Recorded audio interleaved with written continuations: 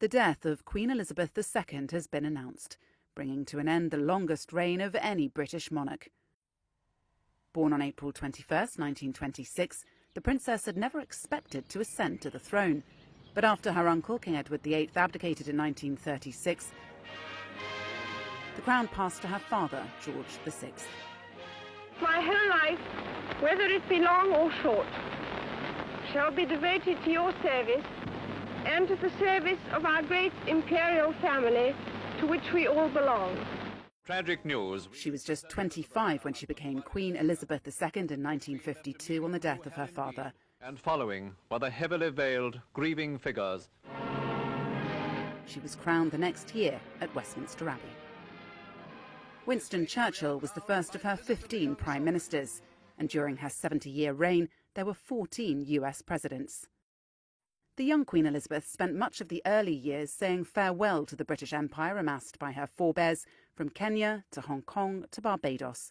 However, she remained the monarch of 15 countries and head of the Commonwealth.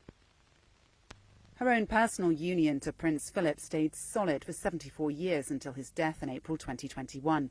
The couple had 4 children, beginning with Charles, who was born in 1948 and who now succeeds her to the throne. The Queen's life became one of public duty, attending thousands of official engagements across the globe. She was loved and respected by many. Millions turned out to celebrate her 70th year on the throne in June 2022. The Queen herself had to step back from some of the partying due to recurring health problems. Commentators agreed that she came across as a dignified, down-to-earth and witty woman. Critics said she was too solemn and distant, a woman recognised by millions but known by hardly anyone. Away from her public duties, horse racing and her beloved corgis were lifelong passions, as was the outdoors, like her estate at Balmoral in Scotland, where she was more at home in tweeds than tiaras. 1992. Her reign was rarely plain sailing. The 40th anniversary of her accession was a year that she famously described as one of disaster and misfortune. It has turned out to be an annus horribilis.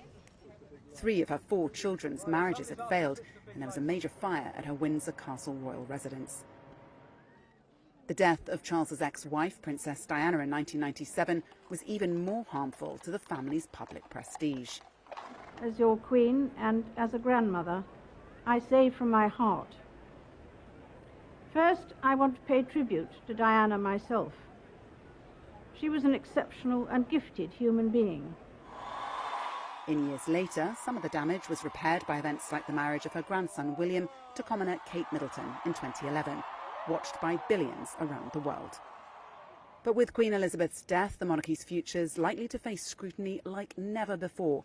Polls suggest Charles will be a far less popular British monarch. And there are other challenges. Prince Harry and his American wife Meghan giving up their royal duties amid accusations of racism has robbed the institution of 2 of its most popular global figures.